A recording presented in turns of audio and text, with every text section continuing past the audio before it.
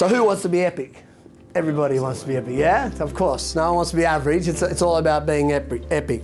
So here's the thing. I got trained in fitness by a couple of ex-commando guys. I did a 6-month sort of blast with them, and I got told a story once about one of them landed in enemy territory in a helicopter, and they jumped out, and there's 15 of them in the helicopter that had to jump out.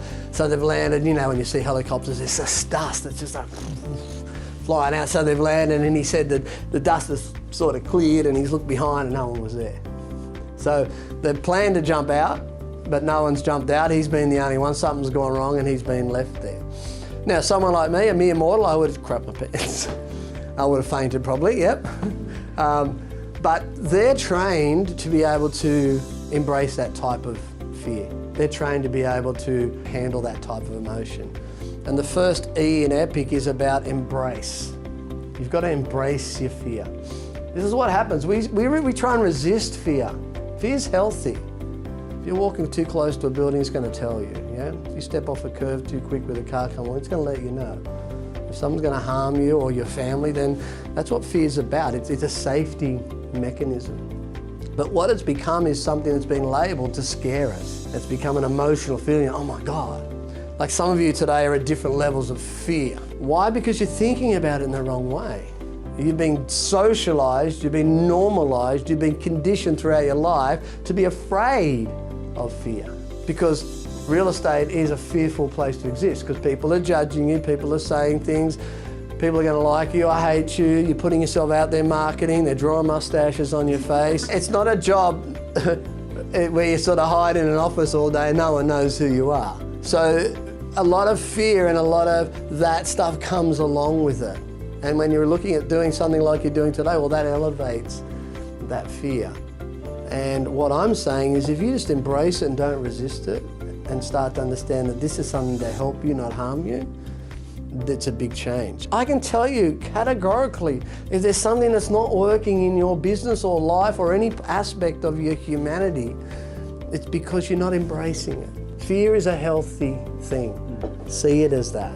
Yeah? And understand that what's happening in your body is just an emotional response. It's chemical.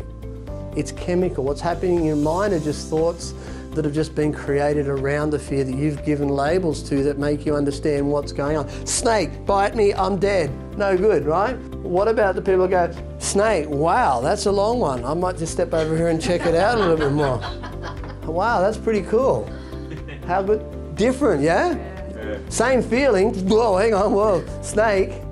But hang on a second, there's a curious mind attached to it. There's an inquiring mind attached to it. There's an embracing of what's been put in front of them. Okay, so that's the E in EPIC. The P is play. Play. This should be fun. I always say to my guys and girls, if you're tense, if you're stressed, if you feel pressure, you know, all that type, anxiety, worry, nervousness, you're telling the future, you're catastrophizing, there's something wrong. There's something wrong with the model. Who signed up for that? Nobody. That's not life. So why do we tolerate it in life and in business? That's not what we signed up for. We signed up for this earth to have a great time, right or wrong. That's why we're here. The third thing is I am. So if I asked you, who are you? What would you write down? It's not a question we ask ourselves most often, but it's the most important question because there's something unique about all of you. And most of us have forgotten what that is. Most of you are too afraid to make a mistake today. You think, oh my God. No, I hope you make heaps of mistakes because that's the only way you're going to learn. But I also hope you shine in the thing that you're good at. All right, so EPIC. C, the last one. C is connect. Why are you doing what you're doing today? What is the purpose of it?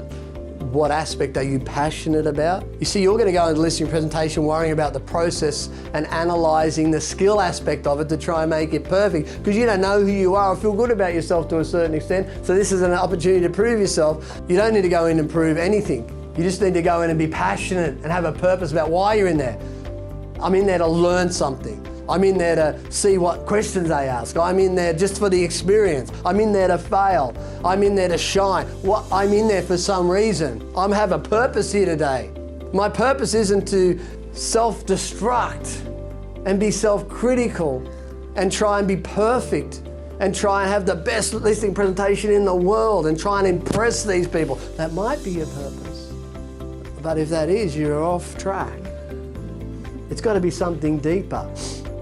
I'm not here to talk to you about how to be epic today. I'm here to wage war against your averageness. That's why I'm here.